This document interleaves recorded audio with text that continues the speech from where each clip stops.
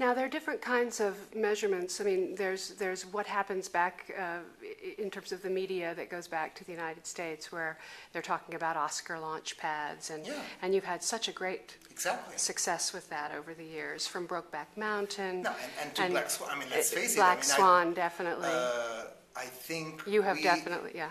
We eventually made the right choice. I mean, I had to say no to a number of, even to very dear friends, regular,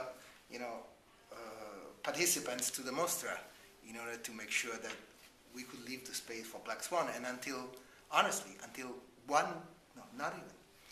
5 days before the press conference, it was not sure that Black Swan could be ready, completed on time. Now, he's very loyal to you because you've been loyal to him. I mean, it works both ways. You've had the wrestler and the Fountain. But it's also the marketing strategies of Fox Searchlight and Big Fox that had to be included in this. Well, since to celebrate your first year in Venice, hoping it won't be my last. Your first and last visit. Thank you. This is Prosecco Rosé. All right, so you have been running this festival now for 7 years. Thank you. Oh, that's lovely. It's very good. And this is your penultimate year. How does that work?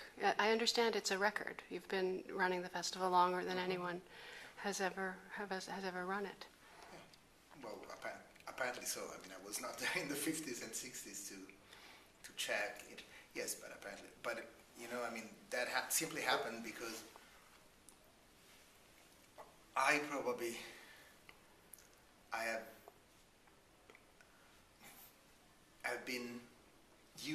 been combining my experiences as a festival manufacturer through very different events and organized in different countries and very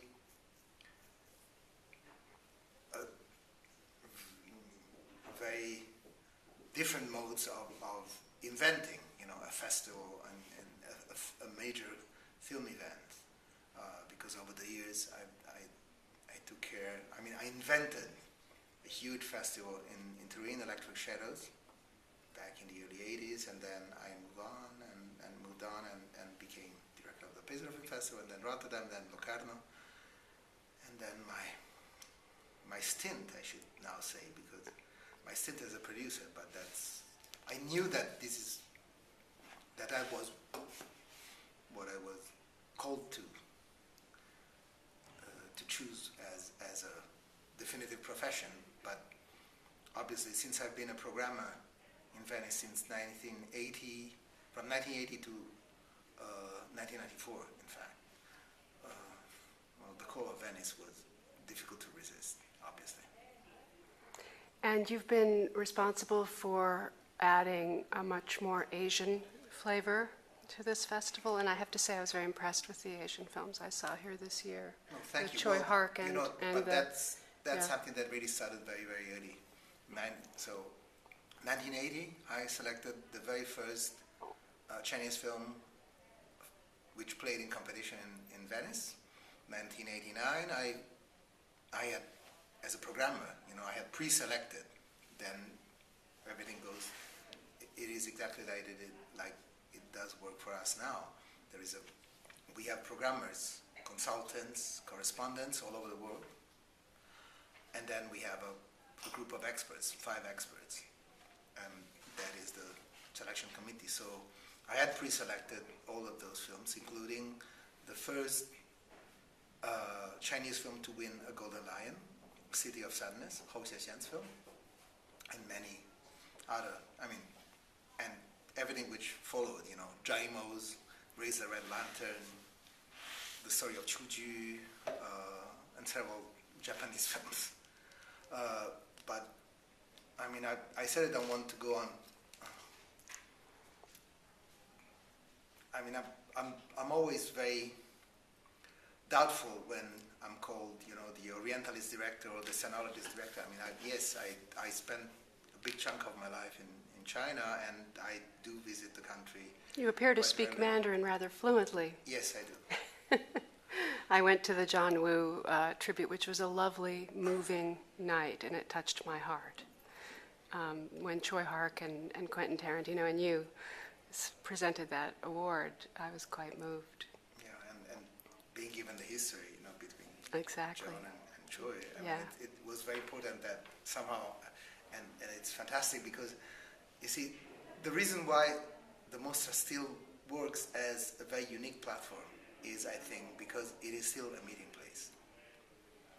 In a lot of other events, in a lot of other festivals, I mean, filmmakers come and go, but they go there for 36 hours of junkets. They don't meet anybody but the people that the agent, manager, publicist, world sales have decided that they should meet. Here it's very difficult for a filmmaker not to feel the urge to go see other directors' movies. And apparently they're all hanging out at the bar at the Excelsior anyway. Absolutely. I mean, I saw Turturro there, I saw Willem Dafoe, I mean, there was a lot of people hanging there. yeah, no, it's... And today in Venice, I saw the star of Meek's Cut Off, the Canadian actor. Bruce Green. Yes. Yeah. No, absolutely. I mean, in a way, it is not just probably one of the more filmmaker-friendly festivals. It is also a festival, I would say, at the height of the viewer, in the sense that, I mean, yes, well, directors are not exactly making themselves available, but it may happen much more easily here than in other places. I mean, Well, there's an intimacy here. I think that's what you're trying to say. It's not intimacy so big and that also it's not like and Cannes. No, and It's- also the idea that, I mean, filmmakers are not... Well, of course, I mean, once you get a big star surrounded by bodyguards, things work differently. But otherwise, I mean, everybody, one of the reasons why Quentin, the moment he stepped down from the plane, he became the talk of the leader and of the town, is because last time he was here, he was hanging out in bars, talking to people who would discuss films. I mean, who not just That's fans. what he likes to do. Nothing makes him happier. Exactly. So in that sense, Venice is also that.